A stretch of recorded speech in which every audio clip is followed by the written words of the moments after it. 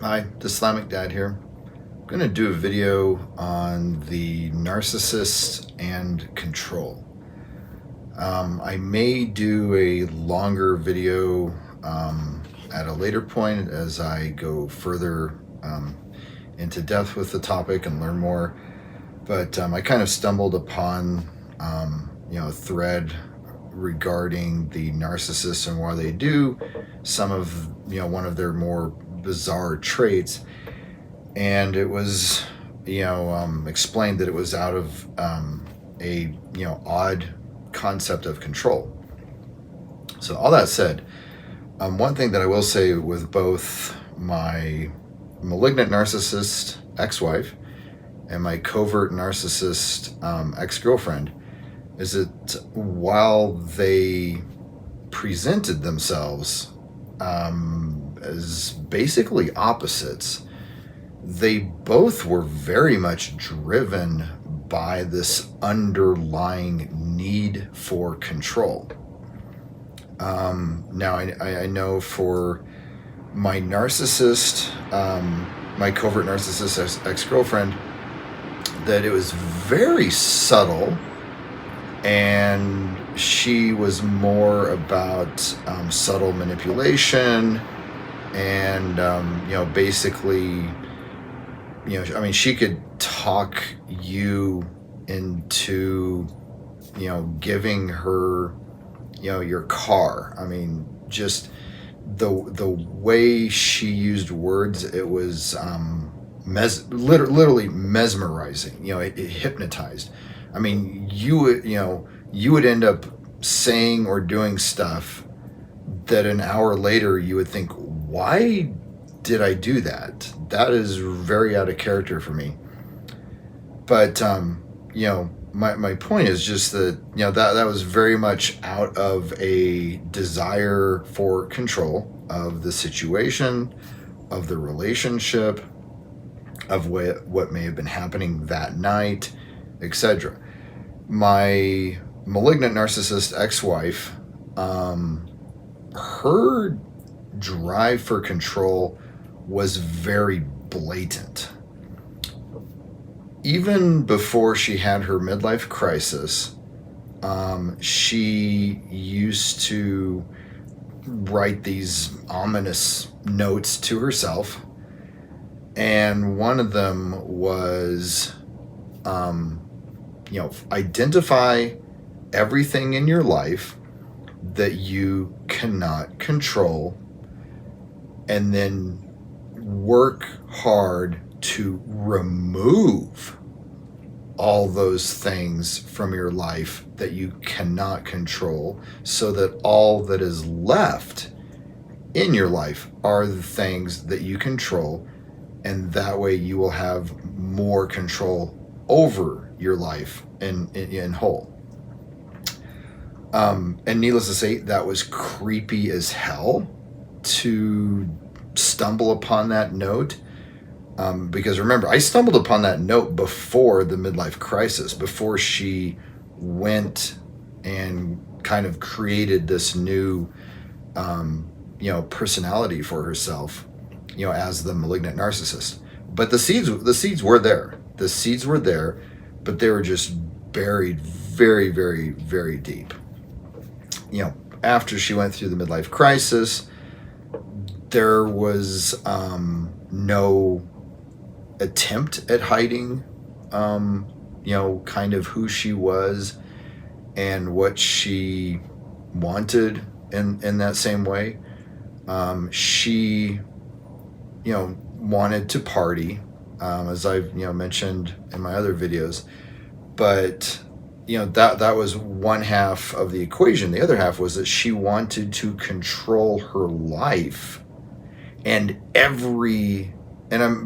life is just everything. Her job, the house, her husband, her children, her friends. She wanted complete control over all of that, so that she could put those pieces where she wanted them to be, and then go off and have her Tinder dates and weekend parties and stuff like that. And so she was gone a lot of the time, pretending she was 21 again.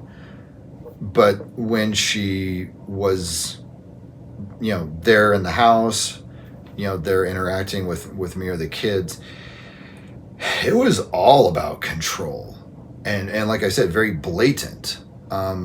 Everything was confrontation. She was a malignant narcissist. And from what I saw, conflict was like cocaine for her. I mean, it was like an energy drink.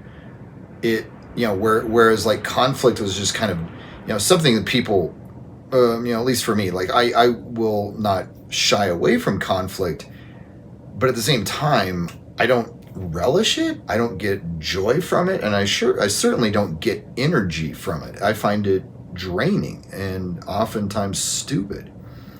Not her. When she was in full malignant narcissist mode, conflict just fueled her and fueled her and fueled her, which, as you can probably guess, was a nightmare, because the more she argued and picked fights with me and the kids, it just energized her so that she wanted to pick more fights and kept pushing everyone's buttons and pushing those boundaries and finding out how far she could get away with. And it was just horrible. And she would just, for example, more so with the kids, she would just make rules for the kids and just say, okay, we're going to eat breakfast every day at 7 a.m. And, tell the kids that, and then wake them up the next day, say, come on, get up. We're going to have breakfast at 7 a.m. or 7 a.m. And, don't be late. And so the kids are all, groggy eyed, and they're like, what the hell's going on? And they're eating breakfast, and they're like, okay. And then, maybe they set their alarm, and the next day they wake up at 7 and they come up. Where's mom? She's either, she might be sleeping in bed. Maybe she took the day off, or maybe she never came home from her Tinder date. But again, it was just this insanity where she would, say, create these rules, demand people adhere to them, and give the impression that this is like, okay, this is what we're doing from now on, and then immediately break the rule she just set. And this went on for so many things. I mean, I could go on and on. So one of the things, how this all started, that I stumbled across it, one of the things that's literally confused me for not years but decades, is how there are people, not just narcissists, but some toxic people, where they will be in a position where they start succeeding. They start succeeding in life with their social circle. They start succeeding at their job. They start succeeding outside of work. They start succeeding with their career. Maybe their passion or something. Like, the ball is rolling and it's moving forward. And normal people would be overjoyed and say, oh my God, this is great. I'm so happy. And just, feel like, okay, all this hard work, it's coming, it's paying off. I'm reaching the point where I'm about to go to the next level. And for whatever reason, some people, either narcissist or toxic, will sabotage. And this is the thing. They're not sabotaging, other people. That's not what we're talking about right now. They will sabotage their own life. So everything's going the ball's, rolling forward, their career, their social life, everything's moving forward, and they will just, throw the grenade down and hop on it and blow everything up. And again, like as a normal person, that makes zero sense to me. Even now talking about it, it literally makes me angry, because I've seen people sabotage their own life so many times. I just want to smack them. I'm not supposed to say that, but it's so infuriating. So, some anecdotes. I knew someone who was a very good friend of mine who had a very, very troubled childhood, to the point that it's hard to explain. It's almost like her parents were alive and said, okay, we don't want you anymore. Even though you're a struggling teenager, we're just going to like throw you out to the world. And there was a similar to what we call like an alternative high school, but it was very, very different. And the parents, it was one of those things where it's like the problem wasn't necessarily like the kids. The problem was the parents didn't want the kids. They're just like, nah, I'm tired of you. You're 14. I don't want to ever see you again in my life. Oh, you're 12. I don't want to see you ever again in my life. And just throw them out into the world. So there was like this special school for them where, in spite of having, all these, issues and stuff, they had an opportunity to, go through school, graduate, maybe go on to college, maybe, go on to get a job, etc. But I mean, the path was there.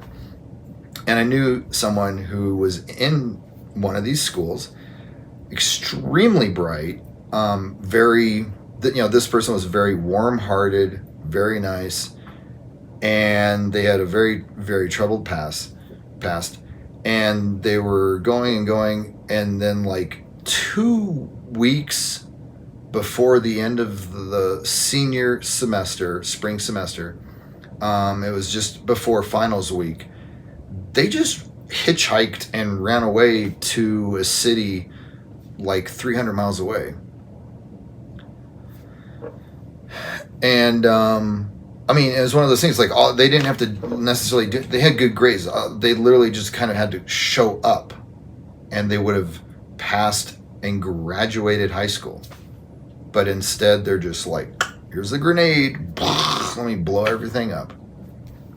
My own ex-wife, she had gone through college, same type of deal, busted her butt, worked hard.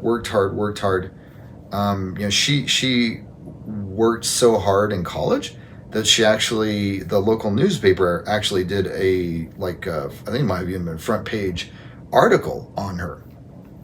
I mean, that's how much she was like nose to the grindstone. And she worked through school. Last year, did her fall semester. There's the break before spring semester, and she just says, I can't do it. I don't want to be here. Hop in the car, drive to another state. And to this day, she does not have her college degree, bachelor's, and she's 1 semester away. Not even 1 year, 1 semester. And again, it's just one of those things, like, I don't understand that. There was another great story, which I may have shared in one of my, older videos, where 2 people struggling back when the coffee, Starbucks coffee houses were kind of exploding in like the, late 90s, I think. And they were in a mountain town. And so the mountain town was far away enough that they didn't have anything like this. So they said, oh my God, this is perfect. So they set up this like little like shack, basically said, okay, we're a drive-through coffee place, right on like the, main street for this little mountain town. No competition. The business took off. It took off. they made their money back on, like, the shack, whether, buying it outright or, paying like the lease or, rent or whatever, the equipment, the espresso machine, advertisement, everything, just boom. I mean, it was just going gangbusters. And so they talked and said, hey, let's expand. Let's open up a second location on the other end of town. So we'll have, like, two drive-through coffee shacks just, on opposite ends of the town, so that, people going through from either direction or living here, can go to the one that's closest to them. Great. So they, went and looked at what's involved with, like, buying another spot, another espresso machine, that type of stuff. And everything was okay. And that, they were just like, oh my God, this is great. This is great. And then, like a day or two before they were going to sign the paperwork for, opening up, like, the second shack, one of the people goes, drives, because they were opening that day. They drive to the one coffee shack, and the doors, like, swinging open. Inside looks all ransacked, and cash register's gone, and she looks inside, and the espresso machine, some of the other equipment is gone, and her the partner, though, she had opened up the business with, nowhere in sight. She starts asking around town, and it's like, oh no, they bailed.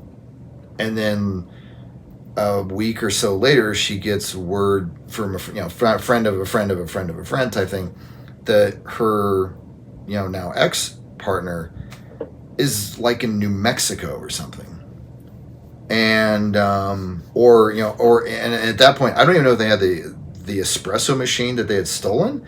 I think they might have just sold the espresso machine to whomever, as if there's a market for that, and just taken the cash and, I don't know, bought Twinkies and Red Bull. I mean, I don't know. But again, it's like one of those things where it's like they were literally on the cusp of this business exploding to the point that they could not only would they be making good money, but it would be consistent. It would be day after day after week after week after month after month after year after year.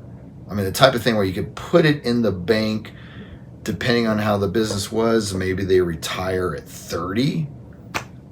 If it's really going great, maybe they hire people to work while they just kind of ride their bike around. I mean, it was an amazing opportunity that most people do not get even once in their life. And this person that had that opportunity blew it up, grabbed the hand grenade, threw it down, and did a square dance until it went off. And again, so it's like, why? Why would you literally destroy your own success? And getting really personal, for me, it's say my marriage. Nearly 20-year marriage, 2 great kids, nice house on it was a 1/4 acre, big old trees all around, big deck, safe neighborhood, foxes and raccoons and ravens and even some, the occasional barn owl and stuff. I mean, just an amazing place to live, to have a house. And 20-year marriage. I'm working on. I got a pension from an older position. I've got my 401k that I'm like maxing out, every paycheck with my contribution. Great health insurance.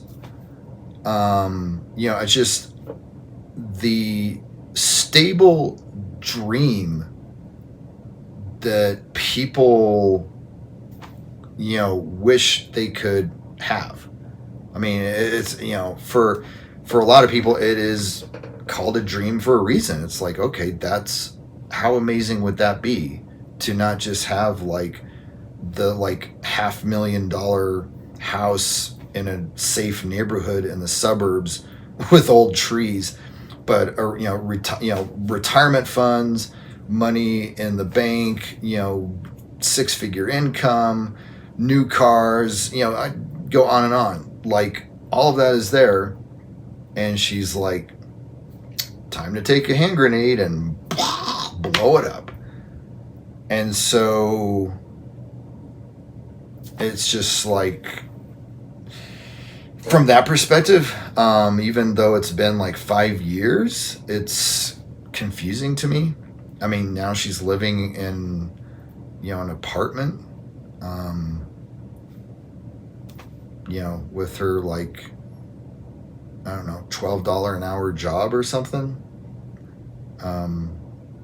getting tested for STDs once a month. And that's, that's the life that she created for herself. I mean, again, if that's what she wants, that's what she wants. It's just, I'm saying that does not make any damn sense to me.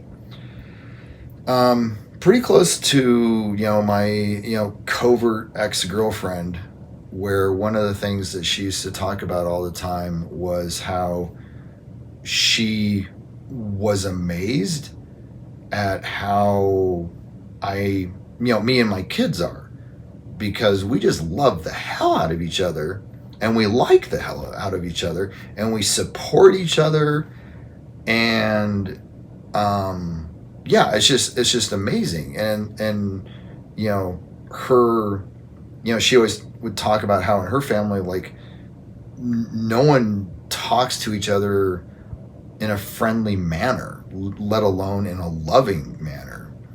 And that no one, this idea of like supporting each other and, that type of thing is just very alien from her side. I mean, basically, she comes from one of those families where everyone like lives apart and alone and doesn't really talk unless there's a funeral or a wedding.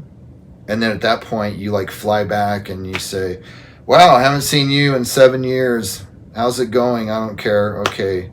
Oh, Uncle dead guy. Yep, he was good. He's good. He really liked football. Okay, bye. And then they would just go and leave and not talk with any of their relatives for another 7 years until there's a funeral. And my family doesn't operate like that.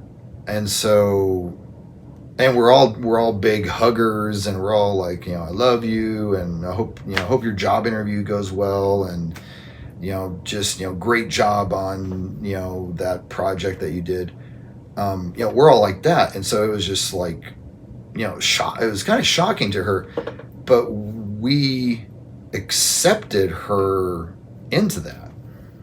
And we did holidays together. We would like go, like I've mentioned many times, go camping, on the other side of the state and stuff.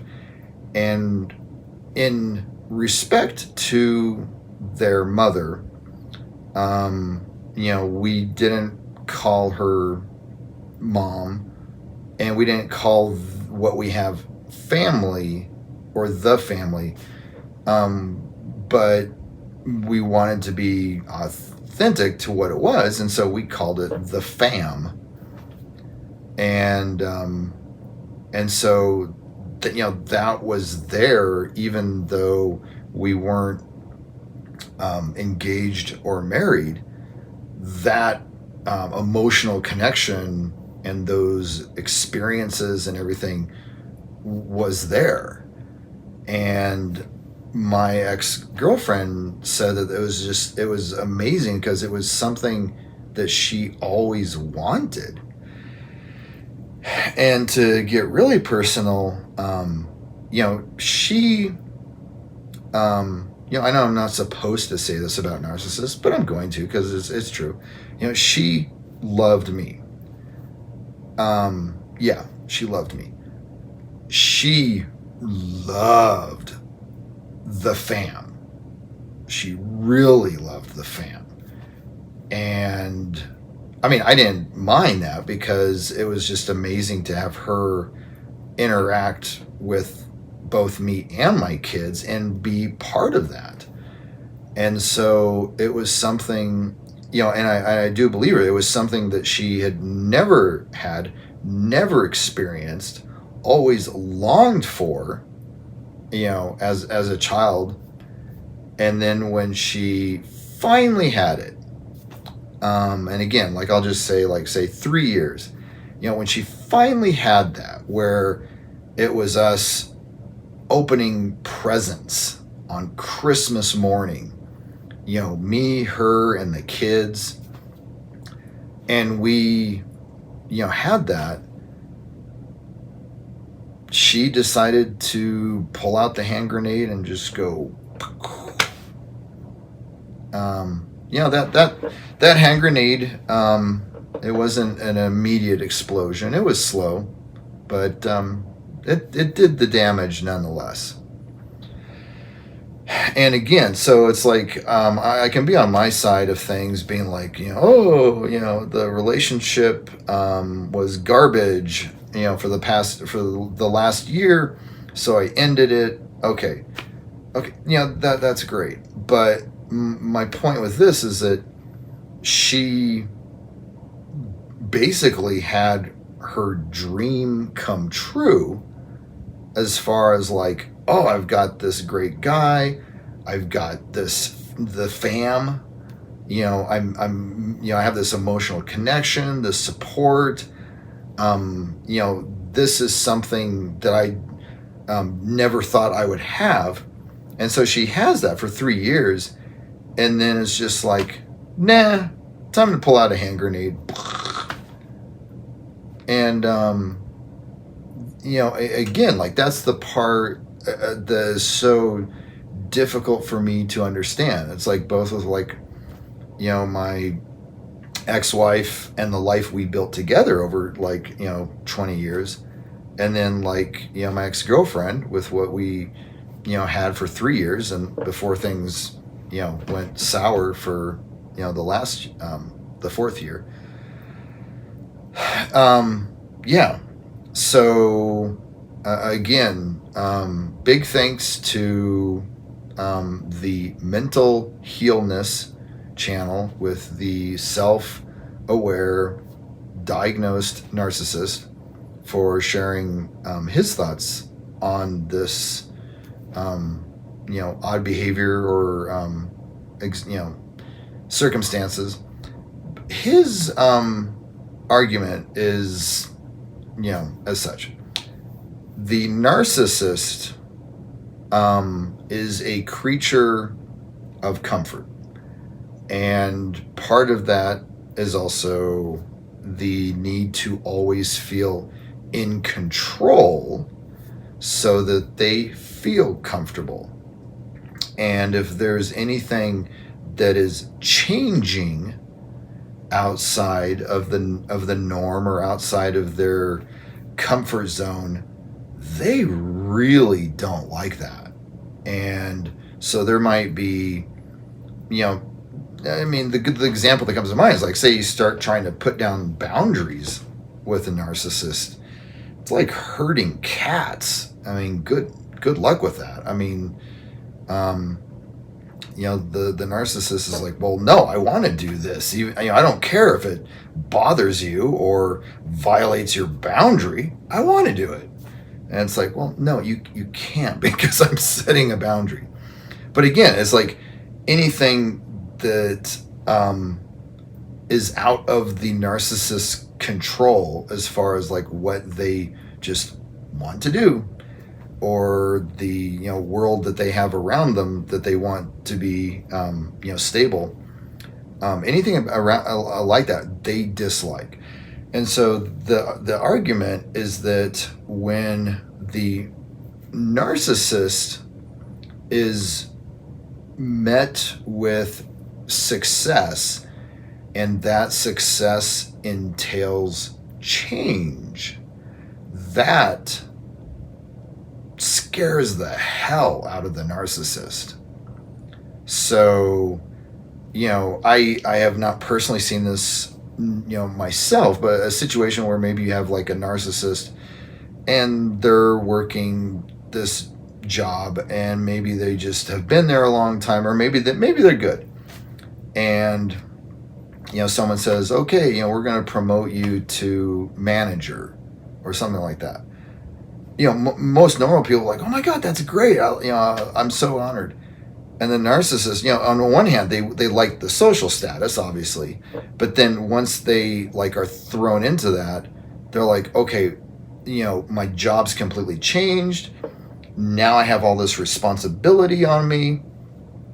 Now I'm reporting to this different person that has different, things that they're looking for. This is totally different. And so, I guess that very often with some narcissists that have these type of situations, they'll sabotage their job because they were offered or that they got, received a promotion. Very, very backwards, where it's like, oh, you're doing, you're doing such a successful job, we're going to give you this, and the narcissist, their response is to pull out a hand grenade and blow up their own job.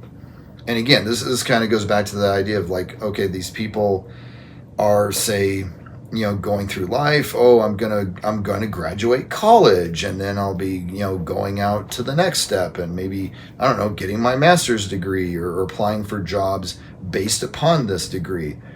And normal people will be like, yay, all my hard work.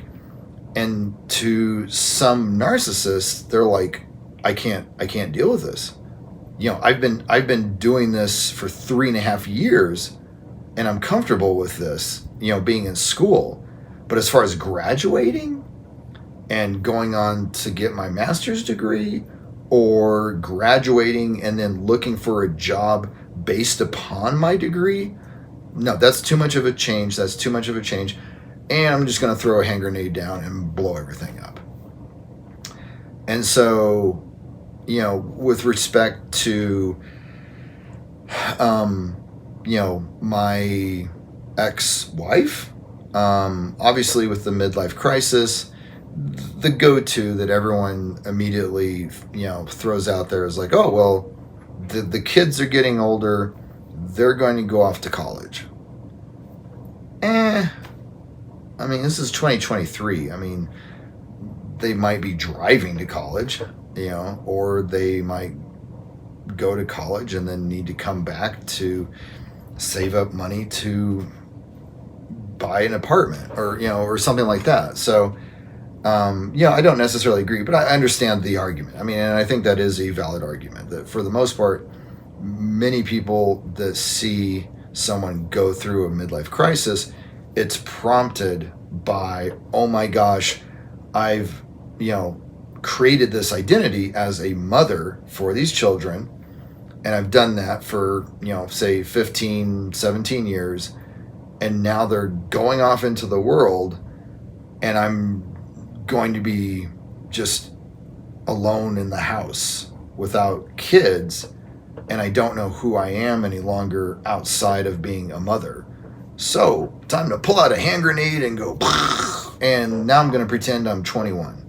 So that's my ex-wife. As far as my ex-girlfriend, I think personally that it was much more driven by just boredom, kind of that narcissistic boredom that, I've explained before, or, done videos on before, where it's just like, yeah, she had the awesome boyfriend, she had these awesome kids, she had the fam, she had, camping trips, movies, holidays, love, support, all these special moments along the way. And, we formed a band, made music, got released on, a label in Germany, performed live, we're doing all this stuff, which I would, I would like to think for most normal people, they'd be like, whoa, this is awesome. This is an amazing life.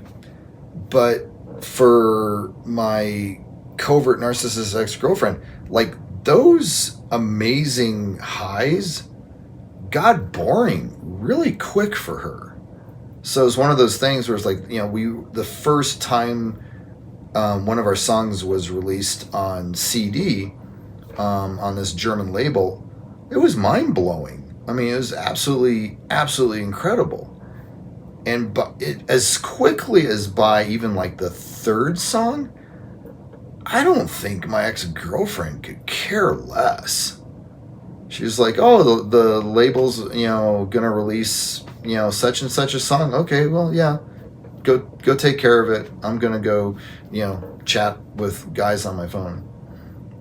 So it was just, from my perspective, it was just, you can't fight that narcissistic boredom, because even when you give the narcissist excitement,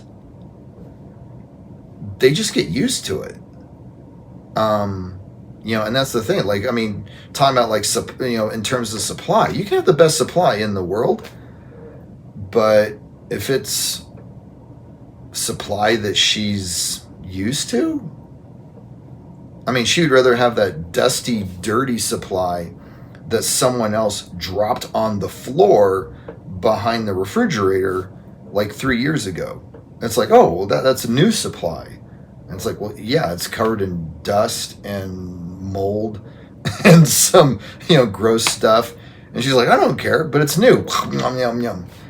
And so I think that's where that comes, that's more of an accurate explanation of what happened with my my ex-girlfriend. But even then, it's interesting to reframe that with the idea of control, where, and this is something that, like, I don't think I've gone in too much in any of my videos, where the control aspect with my ex-girlfriend, a lot of it was us butting heads, because I don't know to what extent it comes across in my videos, but I have a pretty strong personality.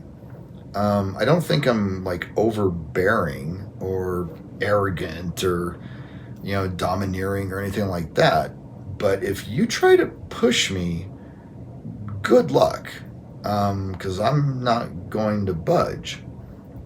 And I think that was where we got, as time went on, we started like butting heads more and more, because we would get to a point where, say, things were good and she would want to push in different directions, and I would just say no.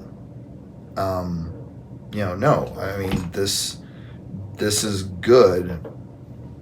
We're not gonna like mess things up. When we've already achieved, success, why push it in other directions? So, and again, like and that's what I'm trying to say is it's like the example with the boundaries, is that I would set boundaries and my ex-girlfriend would push against them, and I would just say, no, this boundary's there, it's not moving, and you're not going to push past it, which infuriated her. But again, like, I think that's where, like, this perspective on the end of the relationship comes into play, is that she wanted to be in a relationship where she had 100% control over everything. And I think that's why her previous relationship lasted 7 years, was because her ex was a mouse, a doormat. I mean, no backbone at all. And so she ran that show. I mean, she was in a complete control of that previous relationship. Whereas for me, it's like, no, I don't play that game.